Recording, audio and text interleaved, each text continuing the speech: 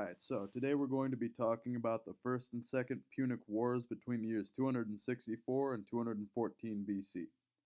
The Carthaginians and Romans were the largest empires in the Mediterranean region. The Carthaginians had naval superiority in the region and controlled most of the islands and shores in the west and even a small part of southern Italy. The Romans were only on the Italian peninsula and lived in a fragile peace with the Carthaginians. The Carthaginians used their ships to transport goods from northern Africa to southern Spain, Italy, and other European countries. This put a lot of money into their pockets, which threatened the Romans. This would lead to the First Punic War. Out of fear of being outnumbered by their enemies, the Romans attacked the Carthaginians in the year 264 BC on the southern coast. Because the Carthaginians used their land in Italy as a trading hub to the Romans and not a military outpost, the Romans had little resistance. They started their raid on the town of Messina near the northernmost tip of Carth. Once the Carthaginian council heard about the fall of Messina, they declared war on the Romans and ordered 100 warships filled with soldiers to reclaim the land and kill the general responsible for the attack.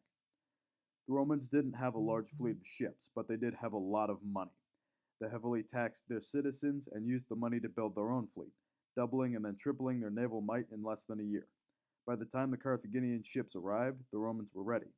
Over the course of 23 years, Carthage slipped backward, and the Romans continued to advance.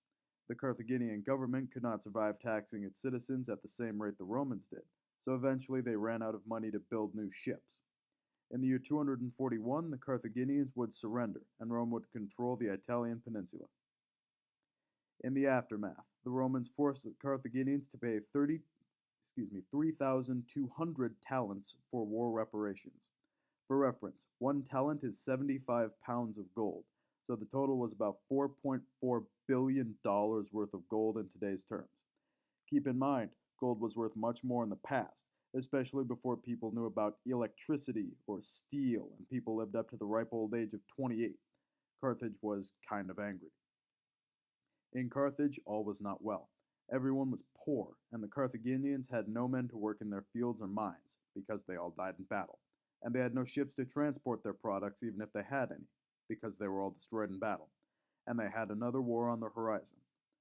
The Carthaginians had hired mercenaries to fight for their side, and had promised them money from Rome as payment. When they realized no money would ever arrive, they started to pillage Carthaginian cities, such as Tunis and Utica in northern Africa. A huge band of mercenaries would ride into towns and take whatever they wanted. It would take the Carthaginians 4 years to fight them off. In this time, Rome took control of Carthage's most valuable grain export, Sardinia, which is the island near Italy. Carthage was at its lowest. As they say, hard times create strong men, and in the year 236 BC, Hannibal Barca was born. He was highborn, and his father raised him with excellent education. He became wise at a young age and loved nothing more than Carthage. He hated the Romans for their occupation and humiliation of his precious homeland. He was the respected commander-in-chief of the Carthaginian army. On his deathbed, Hannibal's father made him swear an oath that he would never be a friend of the Romans. He intended to keep this promise. In the year 237, Carthage founded a new city named Acre Luis in Spain. From here, they would build the most profitable silver mining trading kingdom complex in the Mediterranean. They sold the silver for food, weapons, and soldiers. By the year 229 BC, Hannibal had 60,000 soldiers, 8,000 cavalry, and 200 war elephants. Hannibal was ready to party. Rome sensed the growing power of the Carthaginians and decided to make a peace treaty with them. If they did not cross the Ebro River, they would not invade. As quickly as Hannibal signed the treaty, he pulled the old switcheroo and invaded the city of Saguntum, an important Roman trading hub, on the opposite side of the river.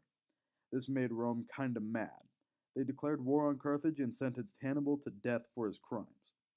A fleet of 60 warships, carrying around 60,000 men, sailed to Spain to capture Hannibal and to teach him a lesson about respect. Another fleet of a similar size sails for Sicily. This would be the bulk of the Roman fleet and could crush Hannibal in just a few days. This was, however, all part of Hannibal's brilliant plan. Hannibal knew Rome would throw everything at him, so that he decided to move his army to the now unprotected Italy. Hannibal could not sail his army through Roman waters, so instead he decided to march his entire army over the Alps like a madman and storm Rome from the north. He did this feat in an incredible 15 days, however, at the cost of 70,000 of his now 90,000 men and half of his cavalry.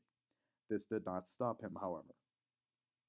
As more silver was mined, more soldiers were hired and sent to the main force. This slowly rebuilt the army Hannibal had almost lost. They were just in time, too, as the Roman armies had returned to Italy to help the defense. They failed miserably. One such example is the Battle of Aquila. Hannibal's army of 50,000 men was up against 80,000 Romans. With his maneuverability and superior strategy, he managed to kill 50,000 Romans, while only suffering 6,000 casualties himself. The Romans could not defeat Hannibal head on, so they just moved their armies back to Spain. There they burned Acre Luis to the ground and pillaged all of the nearby cities. With no more silver money, Hannibal's army slowly faded into obscurity. With that, Rome would destroy the remains of Carthage and be the only Spanish government for 700 years.